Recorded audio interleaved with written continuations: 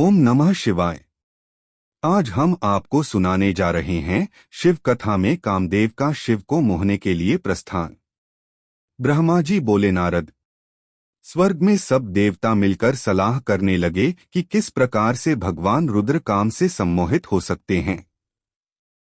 शिवजी किस प्रकार पार्वती जी का पाणिग्रहण करेंगे।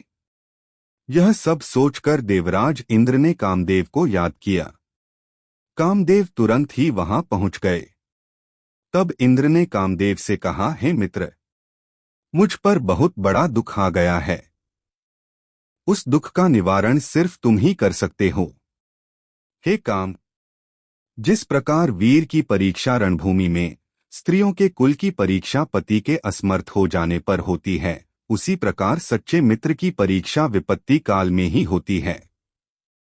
इस समय मैं भी बहुत बड़ी मुसीबत में फंसा हुआ हूं और इस विपत्ति से आप ही मुझे बचा सकते हैं।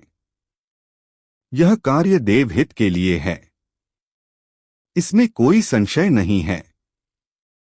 देवराज इंद्र की बातें सुनकर कामदेव मुस्कुराए और बोले, हे देवराज, इस संसार में कौन मित्र है और कौन शत्रु, यह तो वाकई देखने की वस्तु है।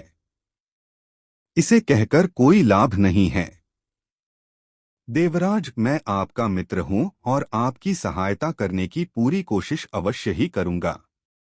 इंद्रदेव, जिसने आपके पद और राज्य को छीनकर आपको परेशान किया है, मैं उसे दंड देने के लिए आपकी हर संभव मदद अवश्य करूंगा। अथ जो कार्य मेरे योग्य है, मुझे अवश्य बताइए। कामदेव के इस कथन को सुनकर इंद्रदेव बड़े प्रसन्न हुए और उनसे बोले, हे तात, मैं जो कार्य करना चाहता हूं उसे सिर्फ आप ही पूरा कर सकते हैं। आपके अतिरिक्त कोई भी उस कार्य को करने के विषय में सोच भी नहीं सकता। तारक नाम का एक प्रसिद्ध दैत्य है। तारक ने ब्रह्मा जी की घोर तपस्या करके वरदान प्राप्त किया है। तारक अजेय हो गया है। अब वह पूर्णतः निश्चिंत होकर पूरे संसार को कष्ट दे रहा है। वह धर्म का नाश करने को आतुर है। उसने सभी देवी देवताओं और ऋषिमुनियों को दुखी कर रखा है। हम देवताओं ने उससे युद्ध किया परंतु उस पर अस्त्र शस्त्रों का कोई प्रभाव नहीं पड़ा। यही नहीं, स्वयं श्रीहरि का सुदर्शन चक्र भी तारक का कुछ नहीं बिगाड़ सका। मित्र, भगवान शिव के वीर्य से उत्पन्न हुआ बालक ही तारकासुर का वध कर सकता है। अथ तुम्हें भगवान शिव के हृदय में आसक्ति पैदा करनी है। भगवान शंकर इस समय हिमालय पर्वत पर तपस्या कर रहे हैं और देवी पार्वती अपनी सखियों के साथ मिलकर महादेव जी की सेवा कर रही हैं। ऐसा करने के पीछे देवी पार्वती का उद्देश्य प्रभु शिव को पति रूप में प्राप्त करना है, परंतु भगवान शिव तो परम योगी हैं। उनका मन सदैव ही उनके वश में है। हे कामदेव, आप कुछ ऐसा उपाय करें कि भगवान शंकर के हृदय में पार्वती का निवास हो जाए और वे उन्हें अपनी प्राणवल्लभा बना उनका पाणिग्रहण कर लें।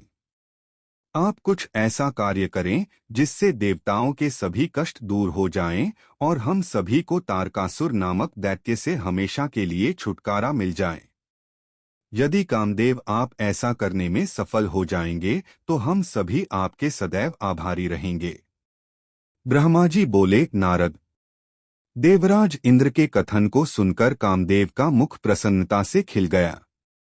तब कामदेव देवराज से कहने लगे कि मैं इस कार्य को अवश्य करूंगा। इंद्रदेव को कार्य करने का आश्वासन देकर कामदेव अपनी पत्नी रति और वसंत को अपने साथ लेकर हिमालय पर्वत पर चल दिए, जहां शिवजी तपस्या कर रहे थे।